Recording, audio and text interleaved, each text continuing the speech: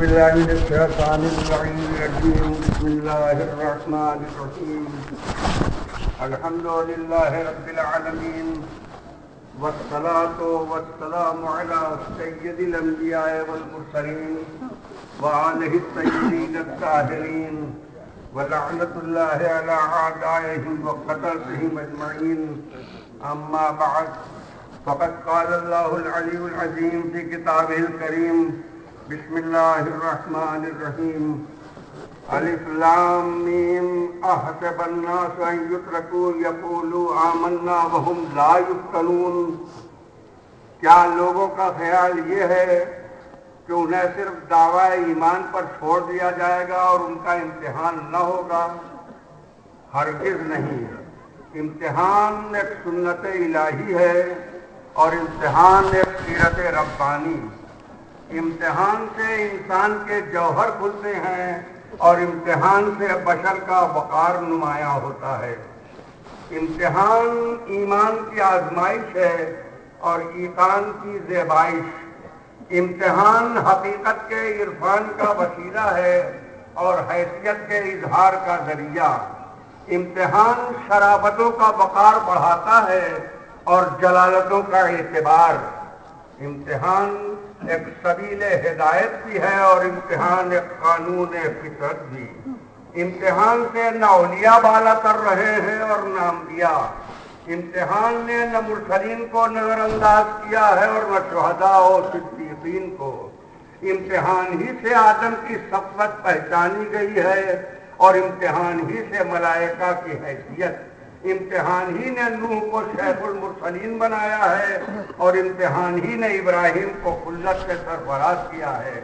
امتحان ہی سے موسیٰ کلیمیت کے درجے تک پہنچے ہیں اور امتحان ہی نے عیسیٰ کی روحانیت کو کلمۃ اللہ بنا دیا ہے.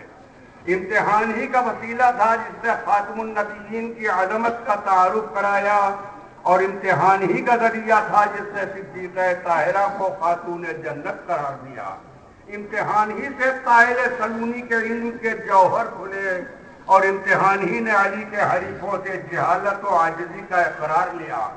امتحان ہی نے حسن مصطفیٰ کو صلح کے سختیاں برداشت کرنے پر آمادہ کیا اور امتحان ہی کی وجہ سے آل محمد نے دنیا کے سارے مصائب و شدائد کا سامنا کر لیا.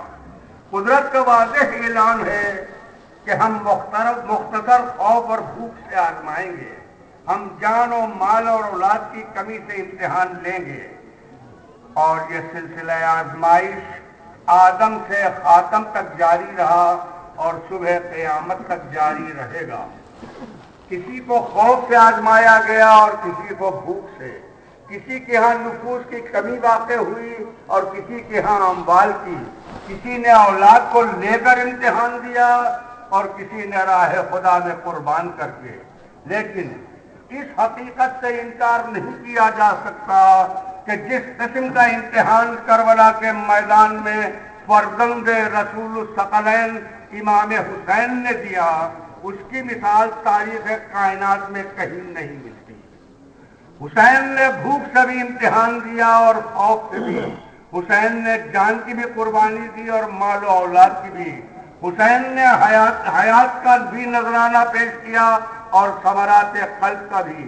اور ان میں کوئی امتحان مختصر نہیں تھا اور نہ ایک امتحان کے بعد دوسرے امتحان میں کوئی وقفہ اور فاصلہ تھا، بلکہ ایک دن اور ایک دوپہر میں جملہ امتحانات دے دیے گئے اور سارے سوالات کے جوابات مکمل کر دیے گئے.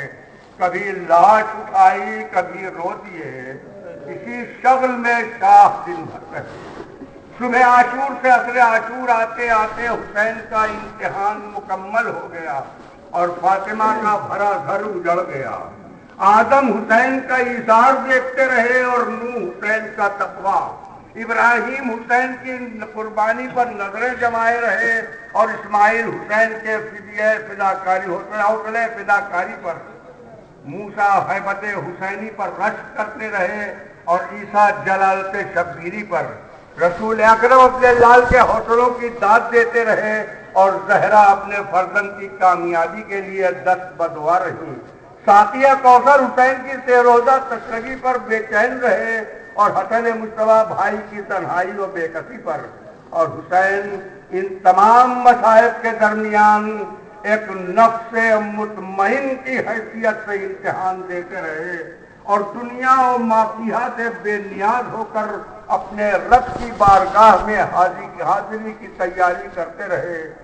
ملک نے پروں کا سایہ کیا تو اسے ہٹا دیا، جنات نے امداد کی پیشکش کی تو اسے ٹھکرا دیا، زمین و آسمان نے خون کے آنسو بہائے تو انہیں عذاب نازل کرنے سے روک دیا، اور اس طرح اس کمال نفس کا مظاہرہ کیا کہ عصر عاشور فضائے کربلا میں ایک ہی آواز گونج رہی تھی، آدم کے وارث ہمارا سلام، نوح کے وارث ہمارا سلام، ابراہیم کے وارث ہمارا سلام، موسیٰ کے وارث ہمارا سلام، عیسیٰ کے وارث ہمارا سلام، محمد مصطفیٰ کے لال ہمارا سلام، علی مرتضیٰ کے فرزند ہمارا سلام، خدیجۃ الکبریٰ کے دلبند ہمارا سلام، فاطمہ الزہرا کے نور نظر ہمارا سلام۔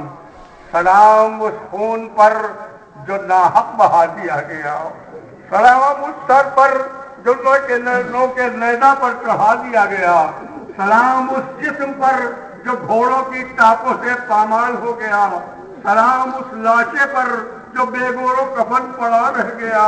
اور اس کے بعد ایک نیا امتحان شروع ہو گیا جو واقعاً حسین ہی کے امتحان کا ایک حصہ تھا، لیکن بظاہر عابد بیمار کا امتحان تھا، ثانیہ زہرا کا امتحان تھا، ٹماٹر کھانے والی بچی کا امتحان تھا، بے مقناع چادر بیویوں کا امتحان تھا، لاوارث اور یتیم بچوں کا امتحان تھا، بے سہارا قیدیوں کا امتحان تھا، اور جس کا سلسلہ عصر عاشور سے شروع ہو کر 40 تک جاری رہا، اور جس کا میدان کبھی کوفے کا بازار بنا اور کبھی ابن زیاد کا دربار، کبھی شام کا بازار بنا اور کبھی یزید کا دربار، کبھی تماشائیوں کا ہجوم بنا اور کبھی زندان شام کا اندھیرا، اور اس کا سلسلہ اس دن تمام ہوا جب یزید نے خواب دیکھا اور ہندا کے اصرار پر اہل حرم حسینی کی رہائی کا حکم دیا، قافلہ رہا ہوا، قیدی آزاد ہوا، ہتھکڑیاں بیڑیاں جدا کی گئی۔ یزید نے بیمار کربلا سے کہا آپ کو آزاد کر دیا گیا ہے، آپ چاہے آپ شام میں رہیں یا آپ مدینے چلے جائیں۔ امام نے فرمایا میں پھوپھی اماں سے مشورے کے بغیر کوئی جواب نہیں دے سکتا۔ قید خانے میں واپس آئے، پیغام رہائی سنایا۔ ثانیہ زہرا نے فرمایا بیٹا تمہیں معلوم ہے جب سے بھیا شہید ہوئے ہیں زینب اپنے ماجائے کا ماتم نہیں کر سکی، یزید سے کہہ دو کہ ایک مکان خالی کرا دے تاکہ ہم اپنے شہیدوں کا ماتم کر سکیں۔ اداداران امام مظلوم مکان خالی ہوا، 7 روز تک اہل حرم نے اپنے شہیدوں کا ماتم کیا، شہیدوں کے سر لائے گئے، ہر بیوی نے اپنے وارث کے سر کو کلیجے سے لگایا، لیکن عجب نہیں 2 شہیدوں کے سر باقی رہ گئے ہو اور پالنے والی یہ سوچ رہی ہو کہ میں ان یتیم بچوں کے سر کو کلیجے سے لگاؤں یا اپنے بھیا کے سر کو سینے سے لگاؤں۔ اماں آج زندہ ہوتی تو اپنے لال کے سر کو کلیجے سے لگاتی، اب میں ثانیہ زہرا ہوں اور یہ ذمہ داری بھی میرے حوالے ہے۔ 7 دنوں کے بعد قافلہ مدینے کے لیے روانہ ہونے لگا تو ثانیہ زہرا نے قید خانے کا رخ کیا اور ایک ننھی سی قبر کے سرانے بیٹھ کر آواز دی بیٹی تمہیں وطن جانے کی بڑی آرزو تھی، اٹھو میری جان اٹھو، قافلہ مدینے جا رہا ہے، شاید اس قافلے کا کربلا سے گزر ہو تو میں تیرے بابا کو کیا جواب دوں گی۔ عجب نہیں قبر سے آواز آئی ہو پھوپھی اماں کربلا سے گزرنا ہو تو بابا سے میرا سلام کہہ دیجیے گا اور کہیے گا کہ آپ کی بیٹی شام کے اندھیرے قید خانے میں اکیلی رہ گئی، آج اسی لٹے ہوئے قافلے کی یاد منائی جا رہی ہے۔ یہ اماریاں، یہ گہوارہ، یہ علم، یہ آثار اسی موقع کی یادگار ہے جب وہ قافلہ شام سے مدینے کے لیے روانہ ہوا تھا۔ یہ مدینے میں قافلہ داخل ہو رہا ہے، ارباب ادا اس کا استقبال ویسے ہی کرے جیسے اس روز اہل مدینہ نے کیا تھا۔ آپ قافلہ کا استقبال کیجئے، وہ آگے آگے سیاہ پرچم ہے جو اس بات کی علامت ہے کہ یہ راجوں کا قافلہ ہے، یتیموں کا قافلہ ہے اور ٹھوکواروں کا قافلہ ہے۔ عوام مظلوم پرچم کے پیچھے عباس علمدار کا علم ہے۔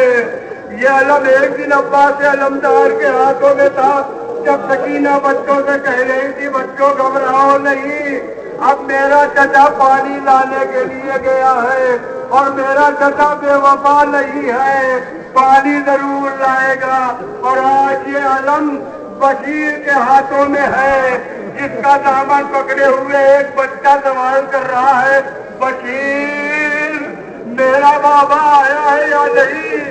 اگر آیا ہو تو میں نئے کپڑے پہن کر ان کا استقبال کروں، ورنہ دادی سے کہوں کہ مجھے یتیمی کا لباس پہنا دو، مجھے بابا کی قبر پر پہنچا دو۔ اور بشیر بچے کو سمجھا رہا تھا، بیٹا تیرا بابا زندہ ہوتا تو فاطمہ کا گھر اٹھا جاتا، محمد کے نواسے کے گلے پر خنجر چل جاتا، حسین کے چھوٹے چھوٹے بچے پیاس سے چاولم ہو جاتے، ثانیہ زہرا کے بازوؤں میں رسیاں بن جاتی اور قافلہ اس طرح لٹ کر آتا جس طرح آج آ رہا ہے۔ علم کے پیچھے ذوالجلال ہے اور اس کا سوار نہیں ہے، زین خالی ہے، باغیں کٹی ہوئی ہے، پورا جسم خون کے رنگین ہے۔ عزیزو یہ شبیہ ذوالجلال اس وقت کی یادگار ہے جب بچی در خیمہ میں کھڑی ہوئی اپنے بابا کا انتظار کر رہی تھی اور ذوالجلال کی آواز سن کر دوڑ پڑی تھی، مگر قریب پہنچی تو کیا دیکھا کہ رہوار ہے سوار نہیں ہے۔ سنو سے لپٹ کر آواز دی تھی، ذوالجلال میرے بابا کو کہاں چھوڑا؟ ذوالجلال مجھے کس نے یتیم کر دیا؟ اے بابا کے گھوڑے، ارے اتنا تو بتا دے کہ میرے بابا کو پانی ملا تھا یا نہیں؟ ذوالجلال کے پیچھے چشمہ ہے علی اصغر کا گہوارہ ہے، روز عاشوراء ظالموں نے یہ گہوارہ بھی نواب سے چھین لیا تھا، اور جب قید شام سے رہائی ہوئی تو لوٹ کے سامان کے ساتھ یہ گہوارہ بھی واپس ملا۔ آج قافلے کے ساتھ یہ گہوارہ تو آیا ہے مگر اس میں سونے والا نہیں آیا۔ میری ماں بہنوں، اور تمہارا اللہ تمہاری گودیوں کو آباد رکھے، مگر رباب کے دل سے کوئی پوچھے کربلا میں جس کی مانگ بھی اجڑ گئی اور گود بھی اجڑ گئی۔ گہوارے کے پیچھے ہماریوں کا ایک سلسلہ ہے، ثانیہ زہرا کی ہماری، جس نے شام میں اپنے بھائی کی صفے ماتم بچھائی اور چلتے وقت عابد بیمار سے کہا تھا، بیٹا ہماریوں کے ریشمی پردے اتروا دو اور سیاہ پردوں کا انتظام کرو کہ بہن بھائی کو کھو کر جا رہی ہے۔ اور شام کی عورتوں سے وصیت کی تھی کہ میری ایک امانت صاحب خانے میں رہی جا رہی ہے، ممکن ہو تو اس کی قبر پر شمع جلا دیا کرنا۔ ساتھ ہی جناب ام کلثوم کی ہماری ہے جو روز عاشور رات میں اس لیے مضطرب تھی کہ کاش میں بھی صاحب اولاد ہوتی تو اپنے ماں جائے کو قربان کر دیتی، اور پھر اس وقت مطمئن ہو گئی جب عباس نے دلاسا دیا کہ بہن میں آپ کا فدیہ ہوں، آپ کی طرف سے آقا پر قربان ہو جاؤں گا۔ انہی ہماریوں کے ساتھ بانوے بے کت کی ہماری بھی ہے جو ہر طرح سے لٹ کر واپس آ رہی ہے کہ وارث میدان میں، گود کا پالا صحرائے کربلا میں، اور گھر کی زینت شام کے قید خانے میں، یہ قافلہ آہستہ آہستہ قبر سکینہ کی طرف رخصت آخر کے لیے بڑھ رہا ہے۔ وَسَيَعْلَمُ الَّذِينَ ظَلَمُوا أَيَّ مُنقَلِبٍ يَنقَلِبُونَ إِنَّا لِلَّهِ وَإِنَّا إِلَيْهِ رَاجِعُونَ۔